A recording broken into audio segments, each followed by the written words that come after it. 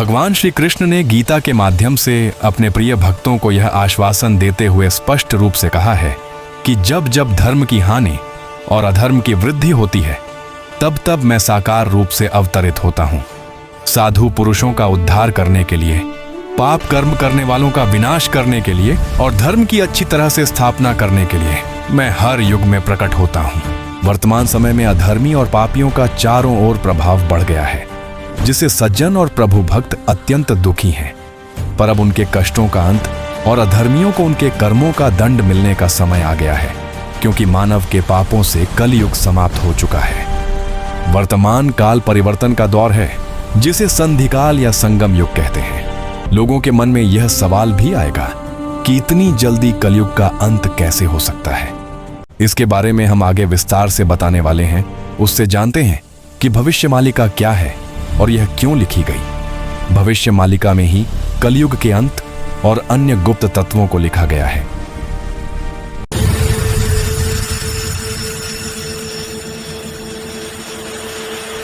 सतयुग, त्रेता युग, द्वापर युग और कलयुग में जब जब भगवान श्री विष्णु जी ने धरती पर धर्म की संस्थापना के लिए धरातल पर अवतार लिया है, तब तब उनके आने से पूर्व ही उनके करीबी भक्तजन और सभी देवी देवता मानव रूप में धरती पर आते हैं और प्रभु जी के गुणों का गान और धर्म प्रचार का कार्य करते हैं। भगवान श्री राम के अवतरण से पूर्व महर्षि वाल्मीकि ने ब्रह्मा जी के आदेश पर देवर्षि नारद से भगवान के पावन चरित्रों का श्रवण कर रामायण ग्रंथ की रचना की। द्वापर युग में भगवान श्री कृष्ण के अवतरण से पूर्व ही महर्षि वेदव्यास ने भगवान श्री गणेश के आशीर्वाद से महाभारत ग्रंथ की रचना की। उसी प्रकार कलयुग में भगवान ने नाम संकीर्तन, अहिंसा, प्रेम और भक्ति का प्रसार करने हेतु महाप्रभु चैतन्य के रूप में अवतार लिया। उनके 5 प्रमुख सखा थे: महापुरुष अच्युतानंद दास, बलराम दास, जगन्नाथ दास, जसवंत दास और शिशु अनंत दास।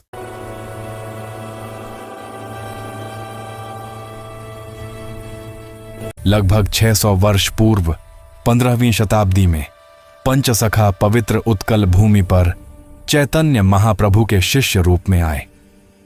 भगवान जगन्नाथ के आदेश से उन्होंने उड़िया भाषा में ताड़ के पत्तों पर भविष्यमालिका सहित लगभग 185,000 ग्रंथों की रचना की। इसमें पंचसखाओं ने कलयुग के अंत में धर्म की स्थिति, कल की अवतार, धर्म की पुनः स्थापना, मानव उद्धार, भक्तों का एकत्रीकरण, सुधर्मा महासंघ व 16 मंडलों के गठन से लेकर खंड प्रलय, महामारी, तृतीय विश्व युद्ध और अनंत युग के आगमन तक का विस्तार पूर्वक वर्णन किया है। पंडित काशीनाथ मिश्र जी ने 40 से अधिक वर्षों तक भविष्यमालिका का गहन अध्ययन और अनुमोदन किया। उनके अथक प्रयासों से पहली बार इस ग्रंथ के प्रथम खंड का हिंदी सहित विश्व की कई भाषाओं में प्रतिपादन और विमोचन 150 से अधिक देशों में किया जा रहा है। इसका उद्देश्य मानव समाज को आने वाले महाविनाश से पूर्व चेतावनी देना और सनातन आर्य वैदिक परंपरा के पालन से उसकी रक्षा सुनिश्चित करना है। भविष्यमालिका ग्रंथों के रचयिता भगवान श्री विष्णु जी के नित्य पंचसखा हैं। भगवान के पंचसखा धरती पर चारों युगों में जन्म लेकर भगवान श्री विष्णु द्वारा धर्म संस्थापना के कार्य में योगदान देते हैं। इन पंचसखाओं का जन्म भगवान के श्री अंग से होता है। सतयुग में इन पंचसखाओं के नाम थे नारद, मार्कंड, गार्गव, स्वयंभू और कृपाजल। त्रेता युग के नाम नल, नील, जामवंत, सुषेण और हनुमान। द्वापर युग के नाम दाम, सुदामा, सुबल, सुबाहु और श्रीवत्स। कलयुग के अंत से लगभग 500 वर्ष पूर्व भगवान के इन पंचसखाओं ने फिर से जन्म लिया। अच्युतानंद दास, अनंत दास, यशोवंत दास, जगन्नाथ दास और बलराम दास। भगवान अपने पंचसखाओं से कहते हैं कि कलयुग के अंत में मेरे कल की रूप में आने से पूर्व ही तुम पंचसखा धर्म को पुनर्स्थापित करने, चारों युगों के भक्तों के उद्धार हेतु, उनके एकत्रीकरण के लिए और उनको सत्य मार्ग पर लाने के लिए भविष्यमालिका ग्रंथ की रचना करो। इसलिए अच्युतानंद दास जी आगे लिखते हैं, भक्तों की सोई चेतना को जगाने के लिए महापुरुषों ने कलयुग से सतयुग तक होने वाली सभी सच्ची बातों को भविष्यमालिका के रूप में लिख दिया है। इसको पढ़ने से कलयुग के भक्तों की चेतना जागृत होगी और वे भगवान को खोजकर उनकी शरण में जाएंगे। कलयुग के अंत में केवल अनुभव के माध्यम से ही ज्ञान का प्रकाश होगा। जब भक्तों द्वारा श्री भगवान को ढूंढने पर भी उनकी प्राप्ति नहीं होगी, तब केवल अनुभव और निश्चल भक्ति ही भगवान की प्राप्ति का एकमात्र सरल मार्ग होगा। श्रद्धा, विश्वास, अनुभव और निश्चल भक्ति के द्वारा भक्तजन भगवान को प्राप्त करेंगे और उनका सान्निध्य पाएंगे। किसी भी शास्त्र में भगवान कल्कि की लीला के बारे में संपूर्ण वर्णन नहीं है। मानव सभ्यता और भक्तों के कल्याण के लिए नित्य पंचसखाओं ने सबसे बड़े अनुभव का प्रमाण जगन्नाथ क्षेत्र को माना है। उन्होंने सारे विश्व के भक्तों को दृढ़ निश्चय के साथ चेतावनी देते हुए बताया कि जब 5000 वर्ष के बाद कलयुग का अंत होगा, तब भविष्य मालिका शास्त्र का पूरे विश्व में प्रचार होगा। लेकिन कई धार्मिक परंपराओं के लोग इस शास्त्र को नहीं मानेंगे। इसी कारण नित्य पंचसखाओं ने जगन्नाथ क्षेत्र को प्रामाणिक तथ्य के रूप में लेकर युग के अंत और कल्कि अवतार का सबसे बड़ा प्रमाण प्रस्तुत किया है।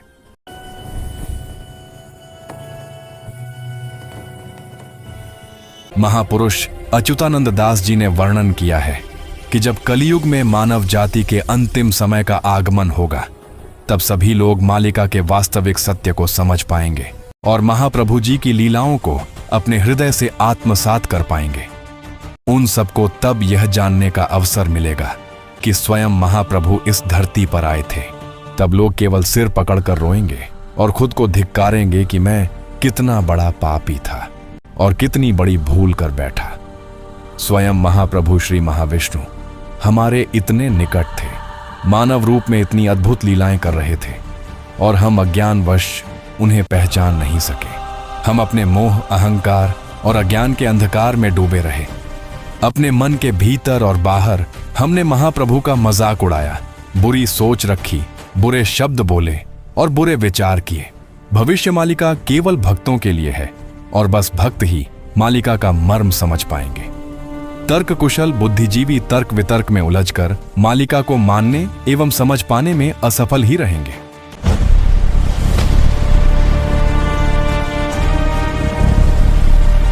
वर्तमान समय में कलयुग की संपूर्ण आयु समाप्त हो चुकी है और यह युग संध्या का समय चल रहा है। किसी भी युग के अंत और एक नए युग के प्रारंभ के बीच के समय को युग संध्या, संगम युग या संधिकाल कहा जाता है। मनुस्मृति के अनुसार कलयुग का अंत हो चुका है, जिसको निम्न श्लोक के द्वारा समझा जा सकता है। कलयुग के 4000 वर्ष बाद सतयुग आता है। 4000 वर्ष की उस आयु तथा उसके आरंभ और अंत की 2 संध्याओं 10% का काल उतना ही होता है। अर्थात कलयुग की आयु 4000 साल, आरंभ और अंत में 2 संध्या या 400 साल, x2 अन 800 साल, यानी कुल मिलाकर कलयुग की भोग आयु 4100 साल की होगी।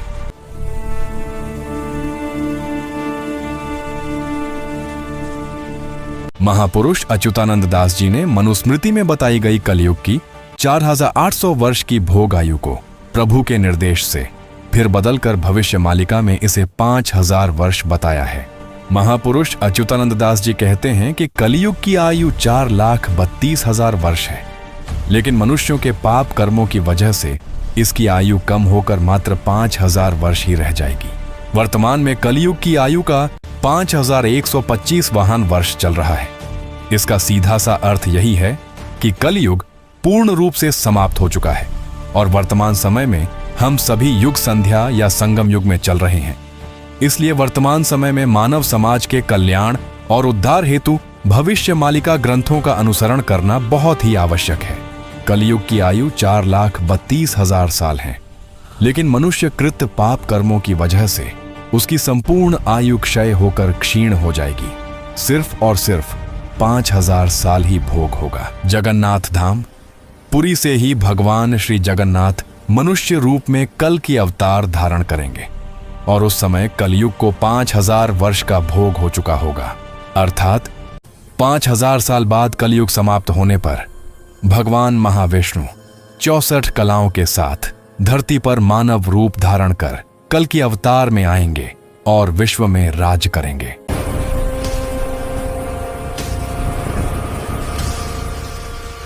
चतुर्युग गणना के अनुसार कलयुग को 4,32,000 वर्ष तक भोग होना चाहिए, लेकिन मनुष्यों के पाप कर्मों की वजह से युग की आयु का क्षय होता है। कलयुग की आयु को लेकर अर्जुन ने भगवान श्री कृष्ण से यह प्रश्न किया कि यदि कलयुग की आयु 4,32,000 वर्ष होना तय था, तो किन किन पापों की वजह से उसका क्षय होकर वह 5,000 वर्ष तक ही सीमित रहेगा। तो फिर हे भगवान, अब कृपा करके मुझे बताइए कि कौन कौन से पाप कर्मों के कारण कलयुग की आयु का कितना क्षय होगा। तब भगवान श्री कृष्ण उन पाप कर्मों के कारण कलयुग की आयु का कितना वर्ष क्षय होगा उसका विस्तार पूर्वक वर्णन करते हैं। झूठ बोलने के कारण 5,000 वर्ष, गंगा में नग्न स्नान करने से 12,000 वर्ष, द्विज द्वारा अन्यत्र प्रीति करने से 30,000 वर्ष, मित्र से वैर के पाप से 6,000 वर्ष, महाविष्णु की प्रतिमा की पूजा न करने से 17,000 वर्ष, माता तुलसी देवी की पूजा न करने से 5,000 वर्ष, अतिथि की सेवा न करने से 6,000 वर्ष, भाई से वैर के पाप से 40,000 वर्ष, न खाने योग्य चीजों को खाने से 8,000 वर्ष, दूसरों का धन हर लेने से 10,000 वर्ष, गौ हत्या के पाप से 1,00,000 वर्ष, दान का गलत तरीके से उपयोग करने से 14,000 वर्ष, विधवा स्त्रियों के साथ गलत काम करने से 24,000 वर्ष, जीव हत्या के पाप से 11,000 वर्ष, जाति, धर्म, वर्ण के नियम को न मानकर प्रीति करने से 12,000 वर्ष, भ्रूण हत्या के पाप से 7,000 वर्ष, स्त्री हत्या के पाप से 32,000 वर्ष, गौ चारागाह और श्मशान भूमि पर कब्जा करने से 40,000 वर्ष, माता का हरण करने के पाप से 5,000 वर्ष, विश्वासघात करने के पाप से 40,000 वर्ष, पिता माता हत्या और अन्यान्य पापों से 3,000 वर्ष। भविष्य मालिका के अनुसार कलयुग का अंत हो चला है और युग चक्र के नियमानुसार प्रकृति तथा दैवी शक्तियां अब सतयुग के शुभागमन की तैयारियों में लगी हैं। किंतु युगांतरण की यह प्रक्रिया एक व्यापक शुद्धिकरण के बिना अर्थहीन ही रहेगी। अतः केवल धर्म बल संपन्न भक्त ही सतयुग में प्रवेश पा सकेंगे। इस समय धर्म संस्थापना, अपने भक्तों की रक्षा एवं मार्गदर्शन तथा सतयुग की शुरुआत को संवारने स्वयं महाप्रभु कल की इस धराधाम पर अवतरित हैं। स्पष्ट है कि धर्म संस्थापना के खंड प्रलय से समर्पित भक्तों को बचाते हुए प्रभु निकट भविष्य में ही उन्हें अपना संग लाभ भी कराएंगे। उन्हें प्रभु के दिव्य स्वरूप के दर्शन भी होंगे और धर्म बल बढ़ाते हुए केवल ये सौभाग्यशाली भक्त ही प्रभु के गोलोक वैकुंठ जाकर मोक्ष हासिल कर पाएंगे। बाकी की जानकारी हम इस लेख के भाग 2 में पढ़ेंगे। मालिका की भविष्यवाणियां भाग 2।